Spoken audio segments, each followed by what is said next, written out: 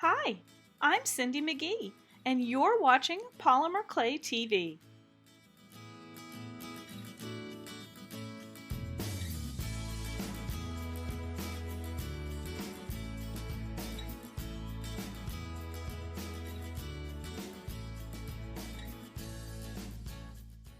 Today's veneer is inspired by this vector image. The first step was to condition and roll out some white Primo Sculpey to a setting number 4 on the clay machine. You can see about how thick it is if you're hand rolling it, but the thickness is really up to you.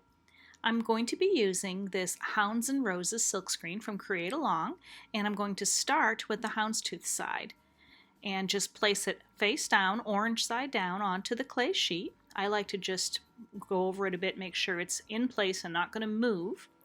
And then I'm using some Deco Art Americana Decor multi-surface acrylics paint. This is black tie. I like this paint because it's got a little heavier body and it silk screens really well.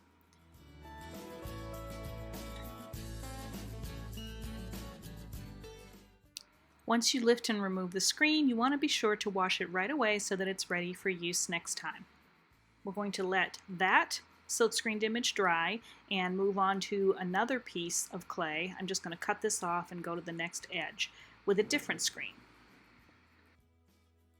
I'm using a variety of silk screens to create this pattern. I just chose the ones that I had that most closely mimicked the original patterns in that image that inspired this veneer. You can substitute with any silk screens that you have as desired. For mine, I'm using this Shadows of Your Love silk screen next, and the same black paint.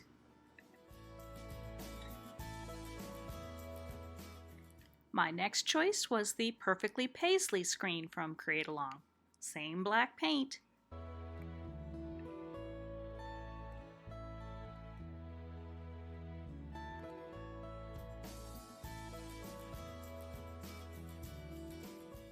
The next one I used is called Art Deco Fish Scales, and I'm using the same black paint.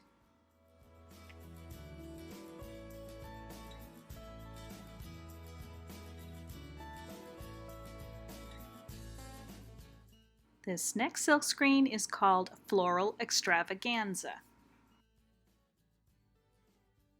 Once I have all of the other patterns silk screened and that original houndstooth is dry, I want to come back over it with the rose vine side of that silk screen and silk screen those roses over the houndstooth pattern. I'm going to use the same black paint.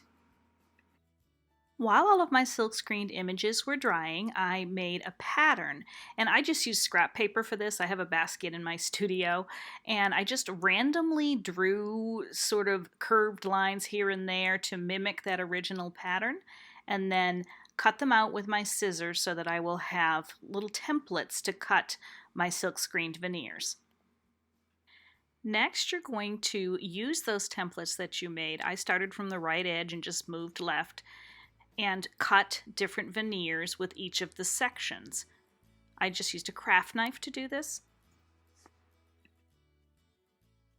I conditioned and rolled another sheet of clay. This is black Primo Sculpey to a setting 4 for the base for the veneer. I'm using the individual pieces that I cut out from the different patterns and just realigning them on that black sheet to create the pattern.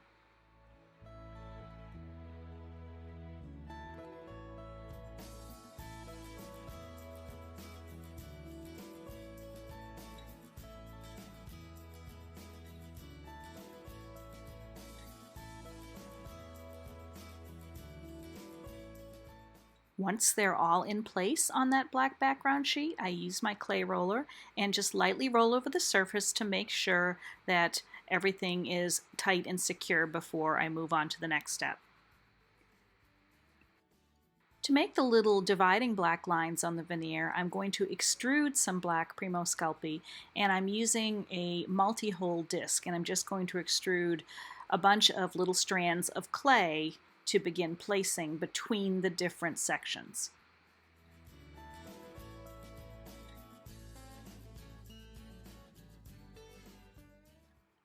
Now I've got all my little strands and I want to make sure that they're going to stick to the surface of the veneer.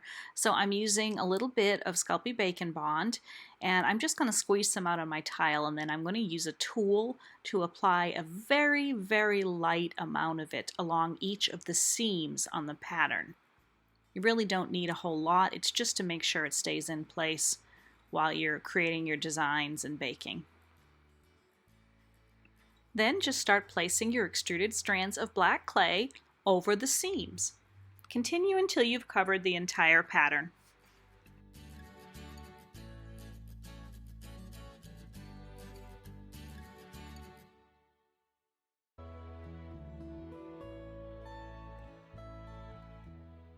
And here's a close-up look at your finished veneer, ready to be made into jewelry or polymer trading coins or used to cover something, whatever you choose to do with your veneer. I thought it would be fun to experiment with pairing it with different colors of clay with a little texture and make some unique jewelry. For more inspiration, join our Polymer Clay Tribe Facebook page. Over 17,000 members sharing projects every day. For lots more creative polymer clay ideas, visit the Polymer Clay TV blog.